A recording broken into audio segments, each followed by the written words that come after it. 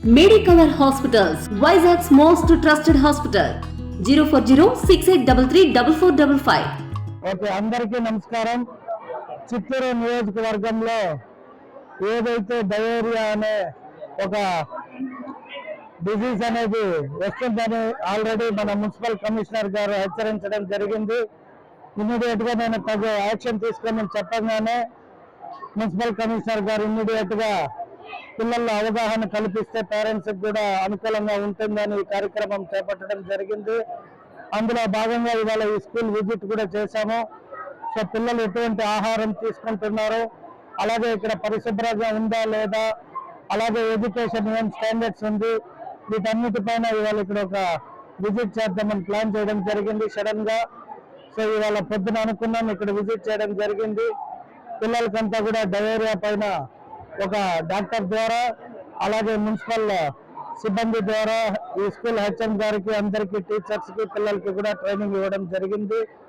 So నియోజకవర్గ ప్రజలందరినీ కూడా ఒకటే కోరుకుంటున్నా, మనం ఇప్పుడే ప్రభుత్వంలోకి వచ్చాము, ఇంకా ఒక నెల రోజుల సమయం పట్టొచ్చు అధికారులతో అన్ని రకాల రివ్యూస్ చేయడం. ఈ లోపలే వర్షం కారణంగా మలేరియా కావచ్చు, డయేరియా కావచ్చు, అనేక సమస్యలు రావచ్చు. వాటన్నిటిపైన అవగాహన తెచ్చుకొని ప్రజలు కూడా అప్రమత్తంగా ఉంటే బాగుంటుంది అనేది ఇది ఒక ప్రోగ్రామ్ ఇక్కడ కండక్ట్ చేయడం జరిగింది. వీటన్నిటిని ప్రజలు కూడా గుర్తుపెట్టుకుని జాగ్రత్తలు తీసుకోవాల్సిందిగా అందరినీ హెచ్చరించడం జరిగింది. ప్రతి ఒక్కటి మనం అధికారుల పైన కూడా నిందలు వేయకుండా, మాకు అది లేదు ఇది లేదు అనకుండా ఈ గత నెల రోజులు అప్రమత్తంగా ఉండాల్సిందిగా ప్రజలందరినీ కోరుకుంటున్నాను. ఇంకా ఎక్కడైనా ఏమైనా సమస్యలు ఉంటే తెలియజేస్తే ఖచ్చితంగా ఆ ప్రాంతాలన్నీ కూడా విజిట్ చేసి తగు చర్యలు తీసుకోవడానికి అధికారులను కూడా ఆదేశించడం జరుగుతుందని తెలియజేసుకుంటున్నాను. Thank you. మనకి డయేరియా కేసులు అనేవి పెరుగుతున్నాయి. అంతేకాకుండా జీఈ కేసులు, ఇతరత్ర ఏదైతే మాన్సూన్ వల్ల వచ్చే మనకి ఎఫెక్ట్స్ ఏదైతే ఉన్నాయో దానివల్ల వచ్చే నెక్స్ట్ సైడ్ ఎఫెక్ట్స్ లాగా మనకి అనేక రకాల జబ్బుల పైన మనం పడే అవకాశం ఉంది. కాబట్టి మన ఎమ్మెల్యే గారు ముందు చూపుతోనే అధికార యంత్రాంగాన్ని అప్రమత్తం చేయడం జరిగింది. అందులో భాగంగానే మనకి గత వారంలో 42, 43, 44 వార్డులని సార్ సందర్శించడంతో పాటుగా నగరపాలక సంస్థ పరిధిలో ఉన్న అన్ని వార్డులలో కూడా పారిశుద్ధ్య కార్యక్రమాలను నిర్వర్తించాలి. అలాగే ప్రజలెవరూ కూడా ఎలాంటి అనారోగ్యం బారిన పడకూడదు అని దిశానిర్దేశం చేయడం జరిగింది. అంతేకాకుండా పిల్లల ఆరోగ్యం అనేది ఇంకా ఇంకా ముఖ్యం. మీకందరికీ కూడా ఆరోగ్యం పైన అవగాహన కల్పించాలి. అలాగే ఎలాంటి ముందు జాగ్రత్త చర్యలు తీసుకుంటే మనం అనారోగ్యం బారిన పడకుండా ఉంటాము అనేది ఒక ఏదైనా కార్యక్రమాన్ని రూపొందించండి అని చెప్పినప్పుడు ఒక హ్యాండ్ వాష్ పైన ఒక ప్రోగ్రామ్ చేస్తే బాగుంటుంది అని తెలియజేయడం జరిగింది.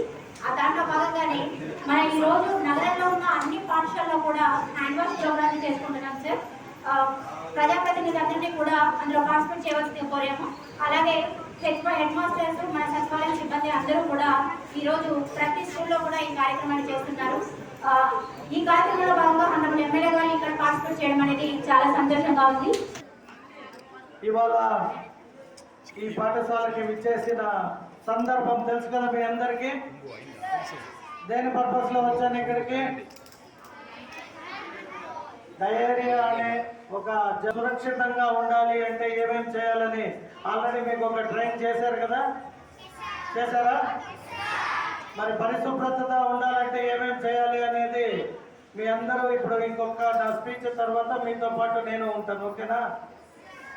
కరోనా అనే ఒక వ్యాధి మనకి ఇది మనం డేంజరస్ ఉన్నది తెలుసు కదా అందరికీ. సో ఆ కరోనా లాంటి వ్యాధులు రాకుండా ఉండాలి అంటే ముందుగా పిల్లలు మీరు పరిశుభ్రతతో ఉంటేనే మనం కూడా బాగుంటాం, ఓకేనా? మరి దేని నుండి వస్తుంది ఇప్పుడు ఈ డయేరియా అనేది? ఎవరికైనా ఐడియా ఉందా పిల్లల్లో? ఎవరికైనా ఐడియా ఉందా? లేయండి. ఇది ఎందువల్ల వస్తుంది? ఎవరికైనా ఐడియా ఉందా? ఫ్రూట్స్ అలాంటివి తిన్నప్పుడు శుభ్రంగా ఉండాలి. చెప్పమ్మ ధైర్యంగా. వర్షాకాలంలో ఏం నీ పేరు? లాస్యా. వెరీ గుడ్ అమ్మా. మరిన్ని వీడియోస్ కోసం ఛానల్ ని సబ్స్క్రైబ్ చేయండి. లేటెస్ట్ అప్డేట్స్ కోసం వాట్సాప్ ఛానల్ ని ఫాలో చేయండి. అండ్ లింక్ డిస్క్రిప్షన్ లో ఉంది.